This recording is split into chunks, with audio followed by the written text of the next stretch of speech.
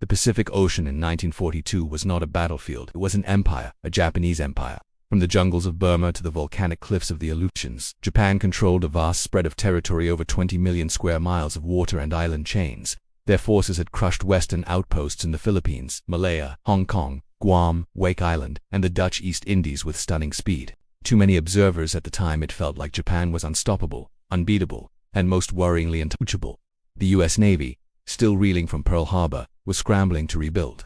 America had lost battleships, airfields, and most importantly confidence. The psychological shock of December 7th had rattled the nation and emboldened Japan's high command. In Tokyo, the Imperial General Staff celebrated what they believed was a decisive window, 6 months where America was too wounded to respond with force. But they were wrong, because in those very same months, inside naval war rooms in Washington and Pearl Harbor, something remarkable was happening. A group of us admirals, strategists, and intelligence officers began sketching out an idea so unconventional that it clashed with every traditional military doctrine at the time.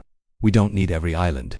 We only need the right islands. This was the seed of what would become America's legendary island-hopping strategy, a plan that would allow the United States to slice through Japan, this defensive perimeter, and force them into a retreat they could never reverse.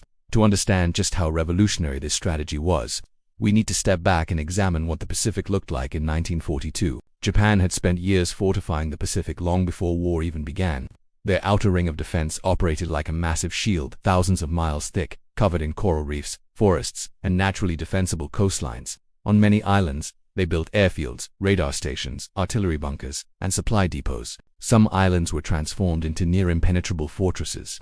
On others, garrisons simply lived off the land, surviving with minimal resupply.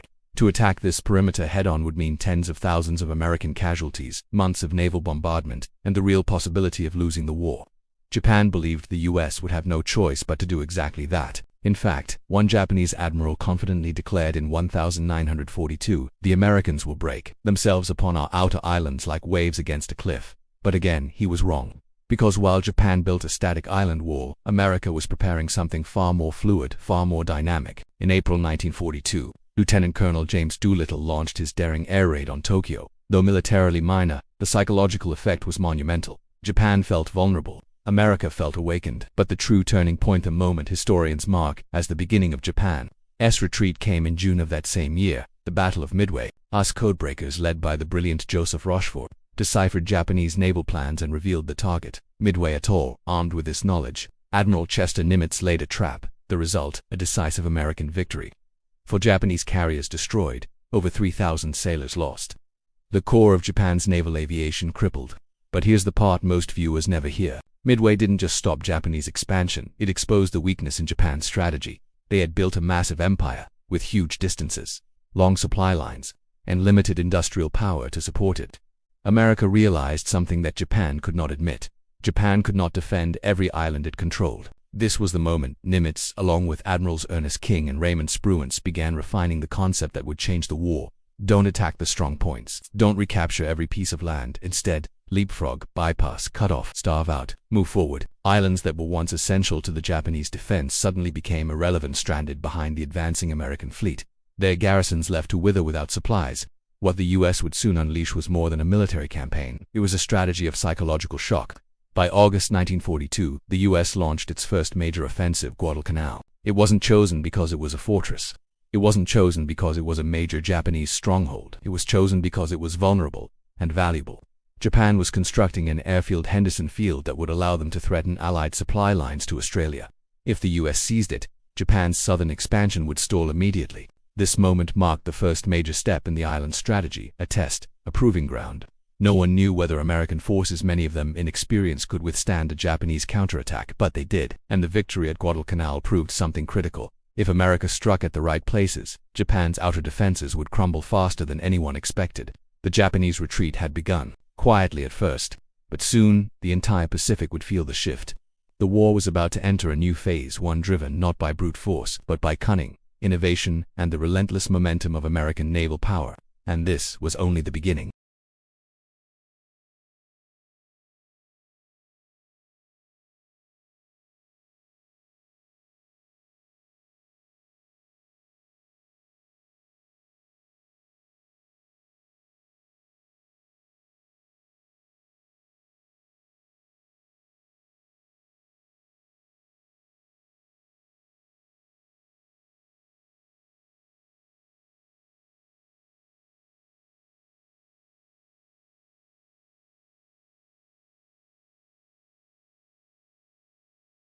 and how to move closer to Japan while conserving lives, ships, and time. That roadmap would evolve into the full island-hopping strategy. The Pacific theater was unlike any battlefield the world had seen.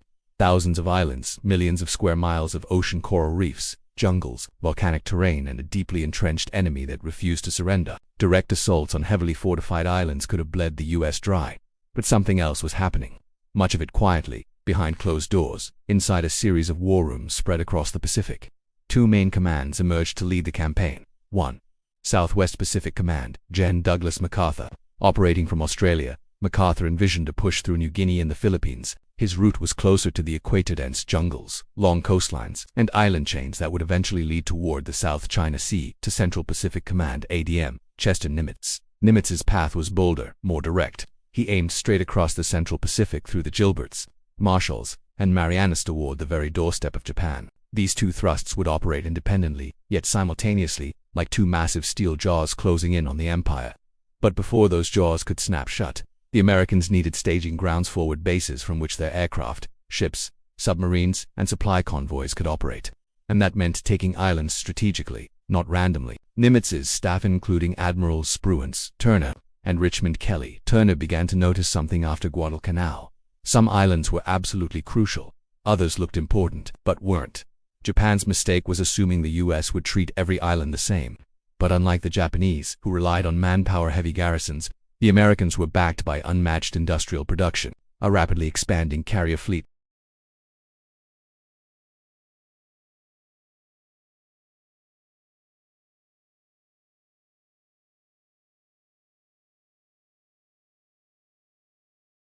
if yes, take it.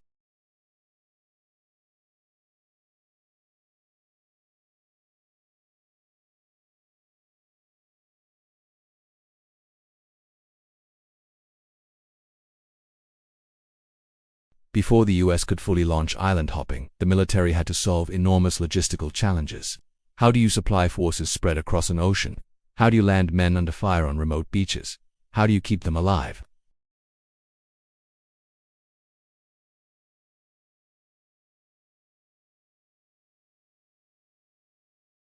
Landing often alongside infantry. They worked under fire to build airstrips, radar stations, harbors, fuel depots, hospitals, storage bases. On crushed coral and volcanic ash, they carved runways seemingly out of thin air. Some Seabees joked, "We build while they destroy." Their speed would make island hopping possible. 2. The landing craft revolution.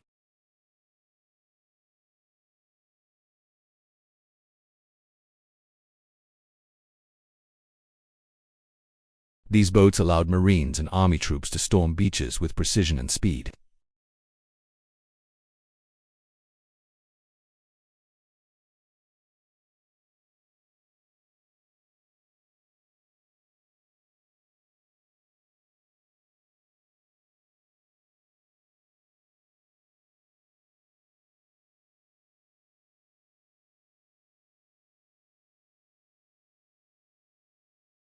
In combination, these innovations gave the U.S. something Japan would never regain: operational flexibility on a massive scale.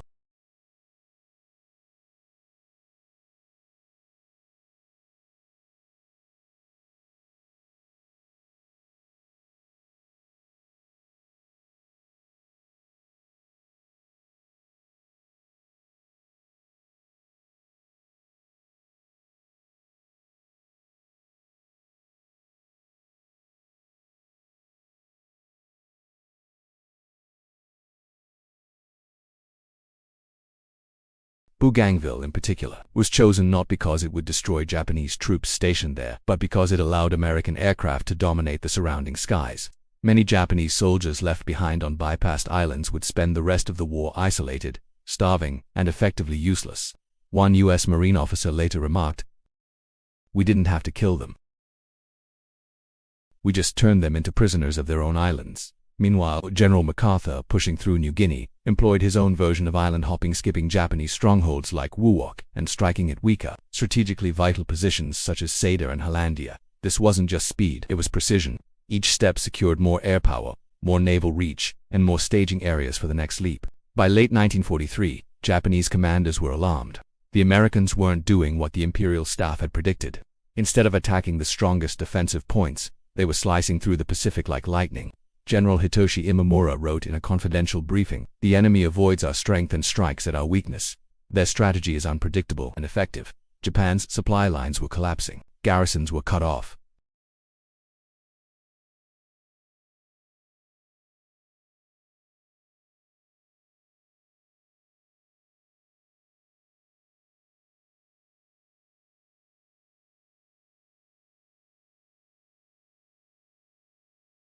By late 1943, the island-hopping strategy was no longer just a concept, it was in motion. But it was about to face its most brutal test yet.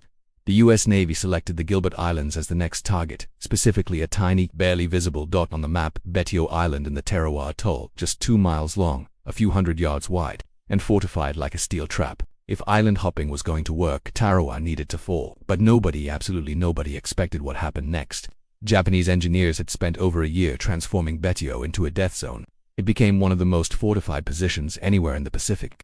Deep bunkers of coral and concrete machine gun nests interlocked for crossfire, anti-boat obstacles, barbed wire, anti-aircraft emplacements, and nearly 5,000 Japanese and Korean defenders, commanded by the ruthless Colonel Shibasaki. Shibasaki famously bragged, "1 million Americans cannot take Tarawa in 100 years." He meant it. Tarawa was the perfect test of American island-hopping resolve. But it would also expose the terrifying reality of amphibious warfare. At 5 a.m. the U.S. Navy opened fire. Battleships, cruisers, destroyers, and aircraft carriers unleashed a bombardment so violent that some officers believed nothing could survive it. On the decks of the transports, U.S. Marines from the 2nd Marine Division watched the inferno. Many felt confident, some even joked, there won't be a Jap left alive. But the joke didn't age well, because deep in their fortified bunkers, the Japanese defenders were waiting, untouched. As the Marines boarded their Higgins boats and amphibious tractors, the Amtrak's tides shifted against them. A rare super low tide exposed long stretches of coral reef around Betio. The Navy miscalculated badly. The first waves of Marines were stranded hundreds of yards from shore. They had to wade through chest-deep water, under machine gun fire. For hundreds of yards, Marines described it later as the longest walk of our lives, a massacre in slow motion. Japanese guns opened up with lethal precision. Men dropped everywhere in the water, on the reefs, in the shallows. Boats burned, boaties drifted. The ocean literally turned red. Those who reached the beaches found hell waiting for them. Sand piled high with corpses, no cover except bodies and debris, grenade blasts echoing through palms, snipers hidden in palm bunkers, machine gun fire slicing across every inch of sand. A Marine combat correspondent wrote, "It was like sticking your hand into a beehive and waiting for the stings." The Japanese defenders were relentless. But the Marines were equally determined. Slowly, inch by inch, they crawled forward, throwing grenades into bunkers, using flamethrowers to clear pillboxes, calling in naval fire so close it nearly hit them as well. By midday, Colonel Shibasaki was killed by naval shell fire. But even without him, his men fought nearly to the last soldier. After 3 days of non-stop slaughter, Betio was finally secured. The cost? Over 1,000 Americans killed, more than 2,000 wounded, almost the entire Japanese garrison wiped out. The shock rippled across America. Photographs published in Life magazine, piles of bodies. Marines crawling over the dead forced the public to confront the brutal reality of the Pacific War. Some critics demanded to know, was this island worth the price? But the U.S. High Command saw something else. Tarawa, while horrifying, proved a critical truth. Island hopping was viable, but only with better planning, better intelligence, and more refined tactics. And with these brutal lessons learned, the Americans prepared for the next leap. If Tarawa was the painful beginning, the Marshall Islands were the turning point, the moment island hopping began to work with terrifying efficiency. The Marshalls contained multiple Japanese bases, some heavily defended, others lightly garrisoned. Japanese planners expected the Americans to hit their strongest island, Waji, instead. Admiral Nimitz shocked them. He bypassed the strongholds entirely and struck the weaker islands of Kwajalein and Oro and Amur. This was the essence of island hopping now in full force. Avoid strength, exploit weakness, move fast. The Japanese commander in the area, Admiral Minoru Genda, later admitted, their strategy outpaced our ability to respond. The U.S. struck like lightning. On Kwajalein, bombers blasted fortifications for days. Naval gunfire pounded bunkers to dust. When the Marines landed, they faced stiff resistance, but nowhere near the horror of Tarawa. Oro and Amur fell within days. Kwajalein fell shortly after. Then something even more shocking happened. As U.S. forces advanced deeper into the Marshalls, they realized many Japanese islands had been abandoned, starved, cut off, left without supplies. The island-hopping plan was working exactly as intended. Thousands of Japanese soldiers once considered elite defenders had been turned into isolated, starving, desperate pockets of men trapped on bypassed islands. U.S. Marines reached one deserted outpost and found a simple inscription carved into a wooden beam, abandoned by the Empire. It was more than a statement. It was a symbol. Japan's outer defense ring was collapsing. Next came one of the most daring American operations yet, the attack on Truk, the so-called Gibraltar of the Pacific. Truk was Japan's naval crown jewel, a massive fortress, home to their combined fleet, fuel depots, airfields, and repair facilities.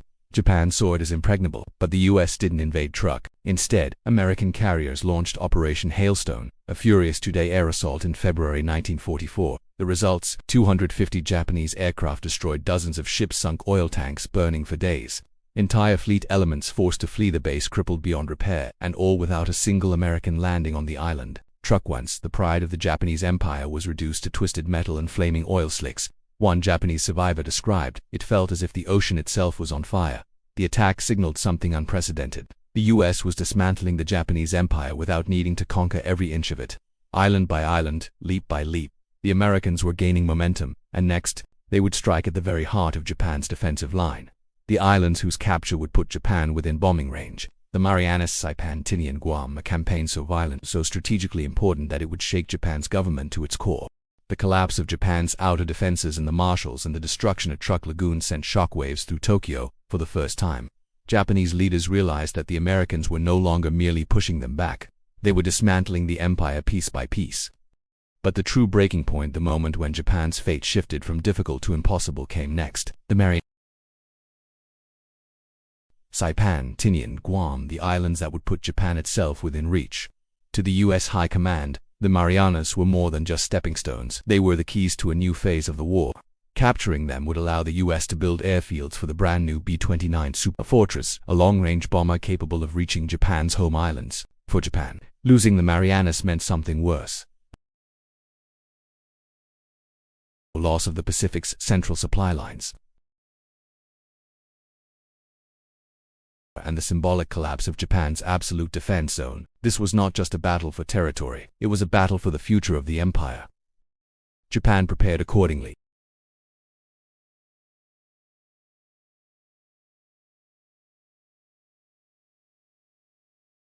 What they faced was staggering. Nearly 30,000 Japanese troops.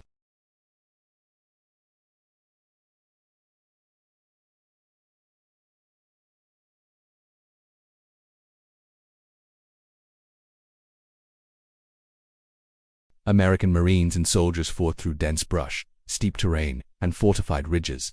The Japanese launched desperate nighttime banzai charges, waves of men screaming, firing, and carrying explosives strapped to their bodies. They came out of the darkness in a roar. You didn't shoot at shapes, you shot at sound.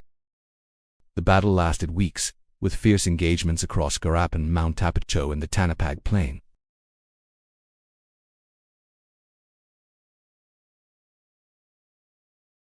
It was devastating. The U.S. 105th Infantry Regiment suffered horrific casualties but held their line. By July 9, Saipan was under American control. Japan was stunned. This loss was so catastrophic that it caused the fall of Prime Minister Hideki Tojo's government. Japanese leaders realized the truth. For the first time, Japan itself was now vulnerable. While the battle on Saipan raged, Japan attempted to mount a massive naval counteroffensive to save the Marianas. The decisive moment came on June 19 to 20, 1944.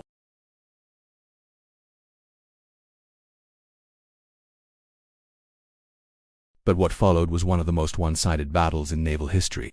American pilots, better trained, better equipped, and guided by advanced radar, dominated the skies.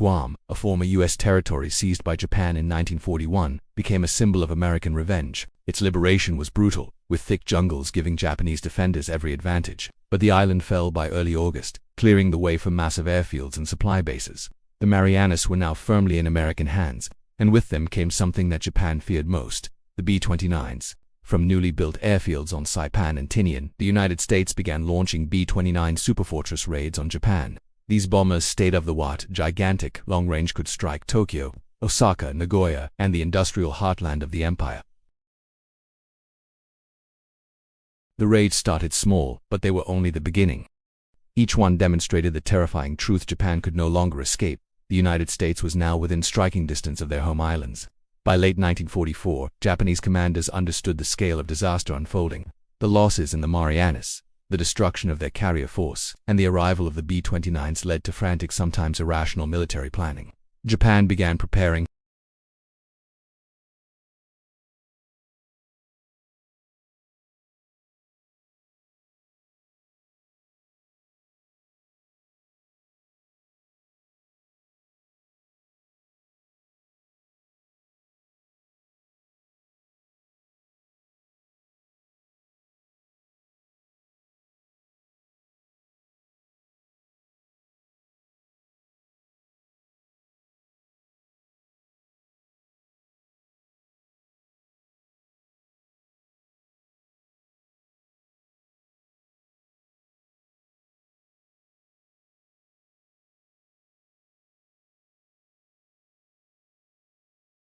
Iwo Jima.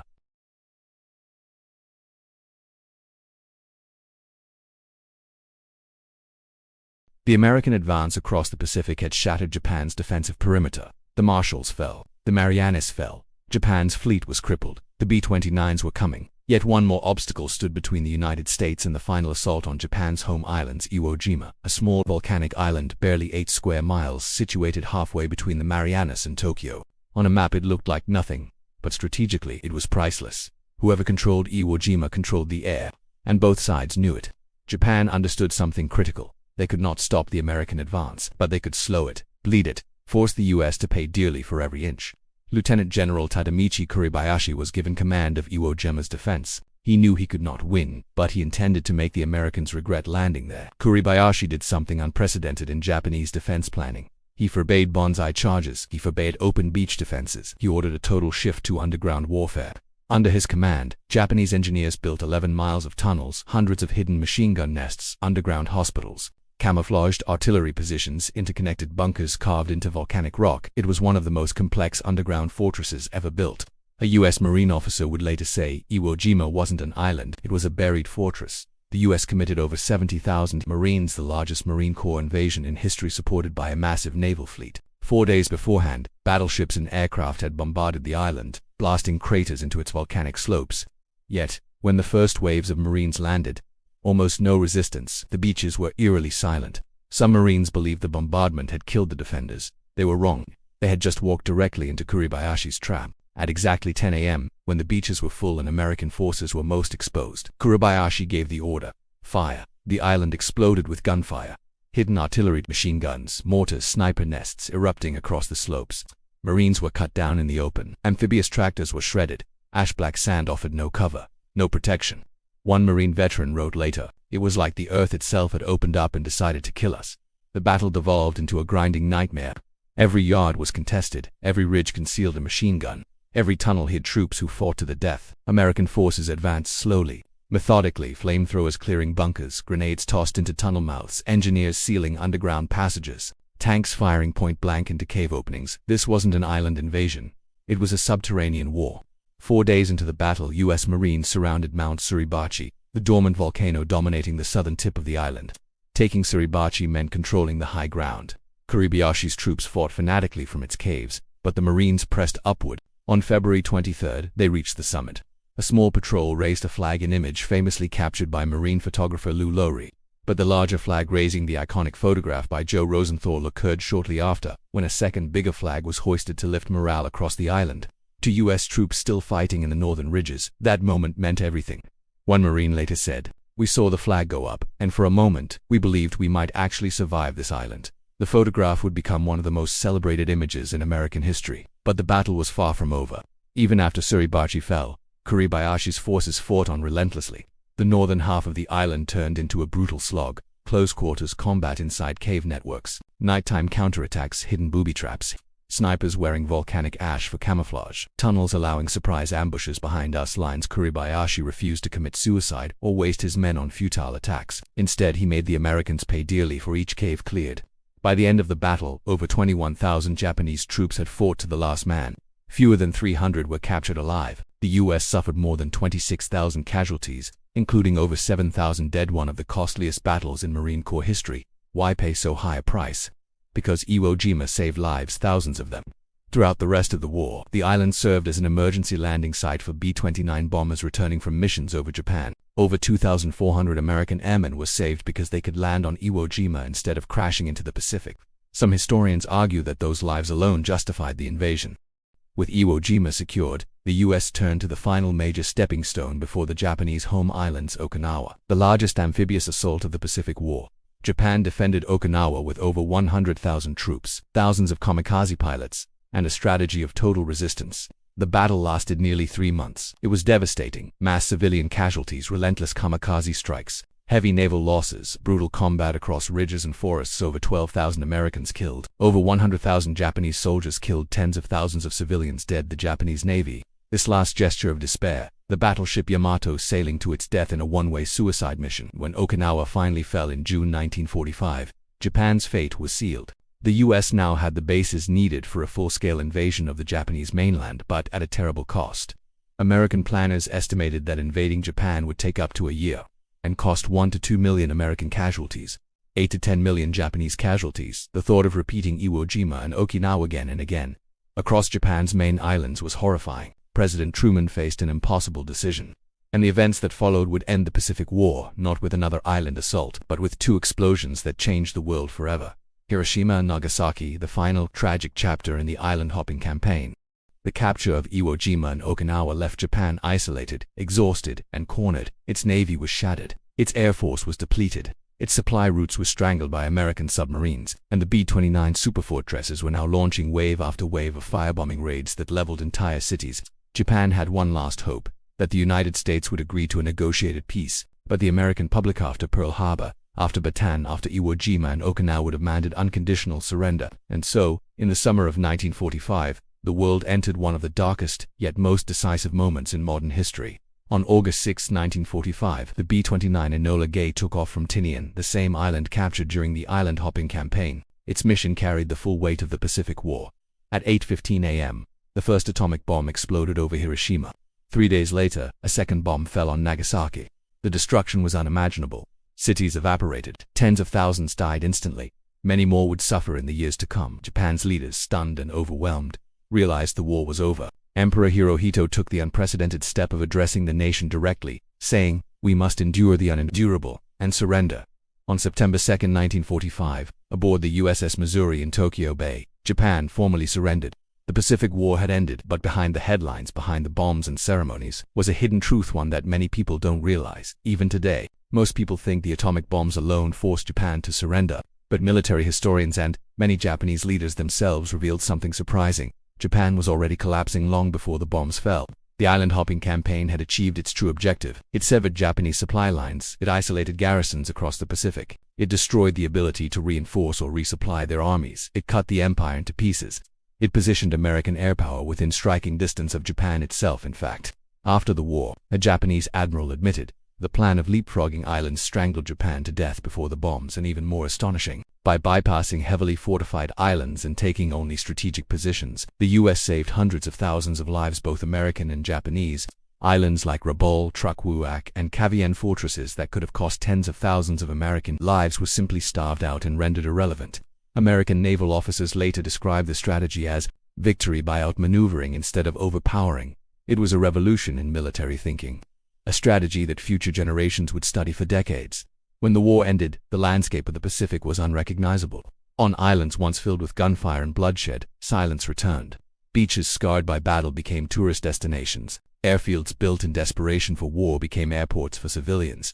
Jungles swallowed bunkers. Coral reefs grew around the wrecks of sunken ships. Many Japanese soldiers stranded on bypassed islands didn't even learn the war was over until years later. One Japanese officer didn't surrender until 1974, still believing the empire would return for him. Meanwhile, the United States emerged as the dominant power in the Pacific, establishing bases that would shape global politics for generations. The island-hopping strategy had done more than win a war, it reshaped history. Perhaps the most surprising part of the entire campaign is this. Roughly one-third of all Japanese soldiers who died in the Pacific never fought the Americans directly. They died on bypassed islands, starving, sick, cut off from supplies, forgotten by their high command. The island-hopping strategy had trapped them in slow-motion defeat. Japan's military leadership made the catastrophic mistake of overextending everywhere and defending everything. The United States exploited this perfectly. It is one of the few moments in military history where strategy, not sheer numbers, became the decisive weapon. Today, island hopping stands as one of the most inventive and successful military strategies ever developed. It taught the world that creativity can defeat brute force, that maneuver can triumph over entrenchment, that a military need not attack everything, only the right things, and that a war of islands can reshape entire civilizations from Guadalcanal to Okinawa. The Americans learned, adapted, and transformed the war step by step. And Japan, once expanding across the Pacific, was forced into retreat overnight, in strategic terms, by a plan they never predicted. A plan that seemed simple on paper, but changed the world. The Pacific War was more than battles, more than numbers, more than strategy. It was a story of endurance, innovation, and unimaginable sacrifice.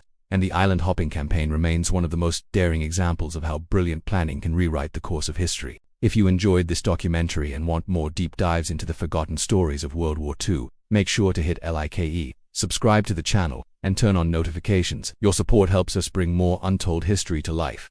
Thank you for watching, and we'll see you in the next chapter of history.